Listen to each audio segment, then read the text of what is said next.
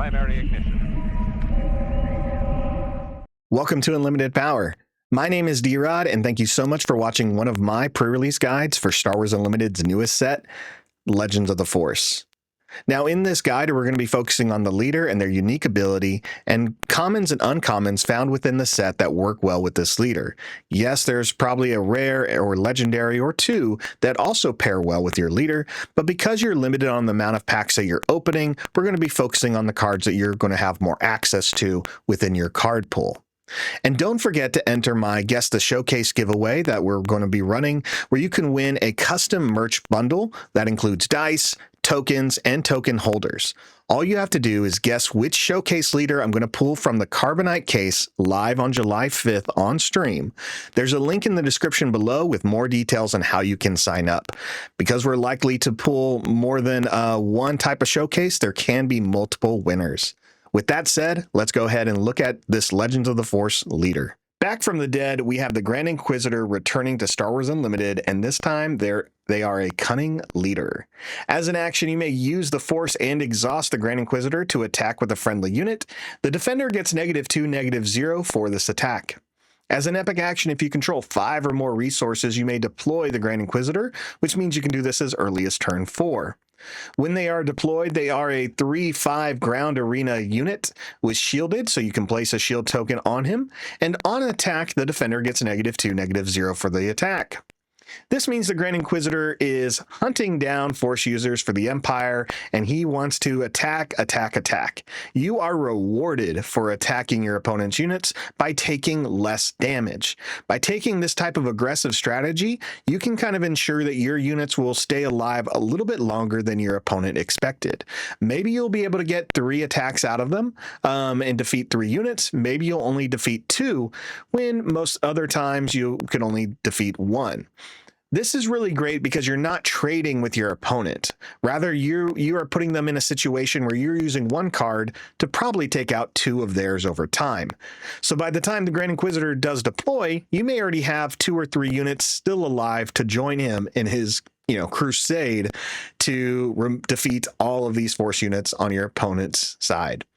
Let's go and take a look at some cards with abilities that will work well with the Grand Inquisitor.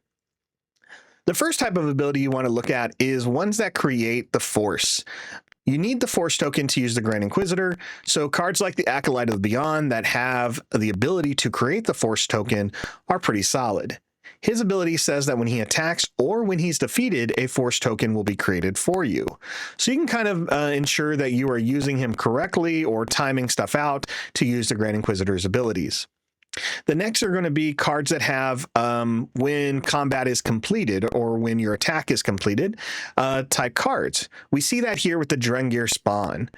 The Drengir Spawn text box says, when this unit attacks and defeats a unit, they do have to survive, you give a number of experience tokens to this unit equal to the defeated unit's cost. The Drengir Spawn is a 3/3. This means it has to hit units that cannot hit harder than 3 in order to get bigger. But with Grand Inquisitor, you weaken your opponent's unit. So instead of swinging into another 3/3, you can swing into a 1/3. If you defeat it and that unit costs 2, you're now going to make your Drengir Spawn 2 experience tokens larger. Great type of ability to pair with the Inquisitor. Next, you have the Secretive Sage, who has Shielded. Shielded absorbs every point of damage that you will take. Now, with a card like Secretive Sage, or it's an early low drop here, so when you can attack with it, if you're attacking into a unit that only has an attack power of 2, you're going to take 0 points of damage. If you take 0 points of damage, you don't lose your shield. So imagine using the Sage to just remove your opponent's units, but you still have a shield. That means you're going to get more longevity out of your units using the Grand Inquisitor's abilities. And that's what your opponent is worried about. You having units on the board while they have none, right? Let's start looking at some cards by aspect now. First one's going to be the Corrupted Saber, a great 2-cost upgrade that's a common within this set. And if you attach it to a non-vehicle Force unit, it gains the on-attack ability that the defender gets -2, -0 for the attack. So not only do you get its upgrade abilities of +2/+1, you can now weaken your opponent's units by -2. Stack that with the Grand Inquisitor, that's a -4. Dangerous.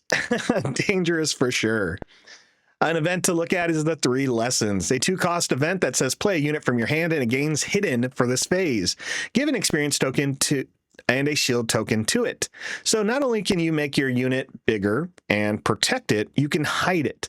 Hiding is a really great strategy because it means your opponent cannot attack your unit directly the turn it was played.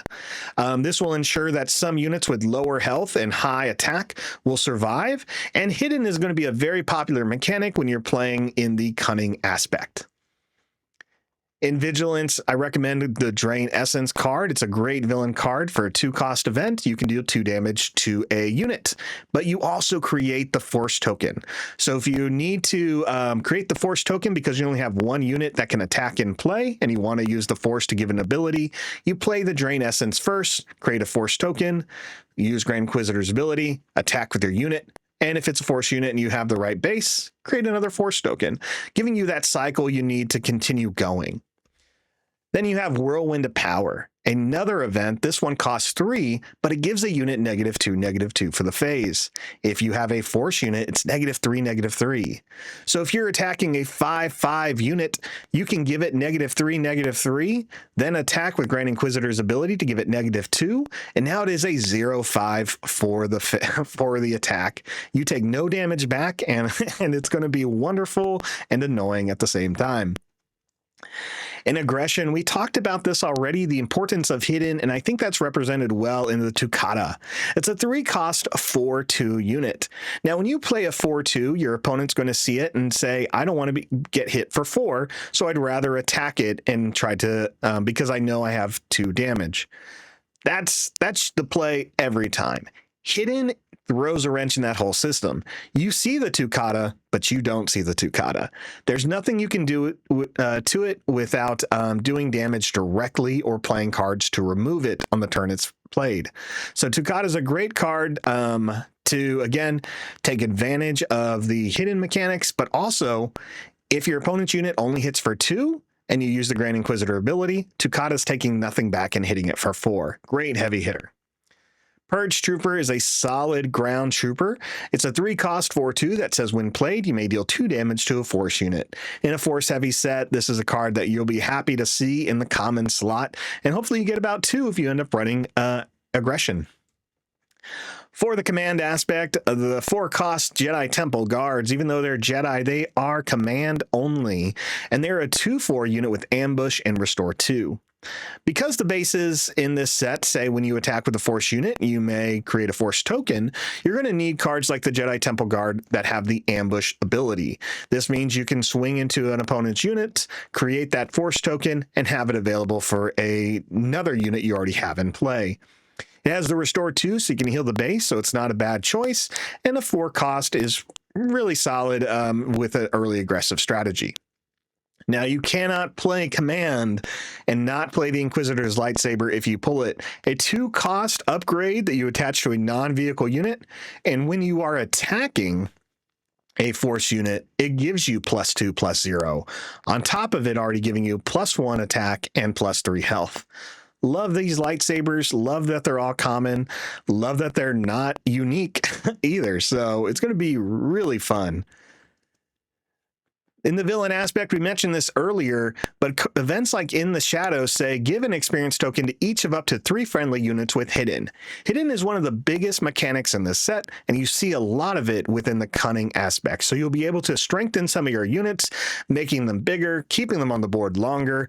Again, that's the point of the Inquisitor, is allowing you to keep a board presence while removing your opponent's units.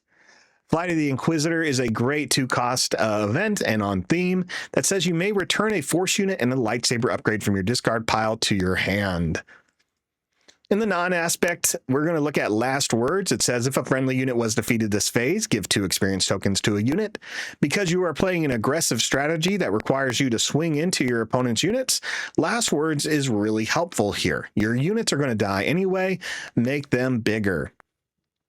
And lastly, it's going to be the It's Worse card, a 7-cost event that allows you to defeat a non-leader unit.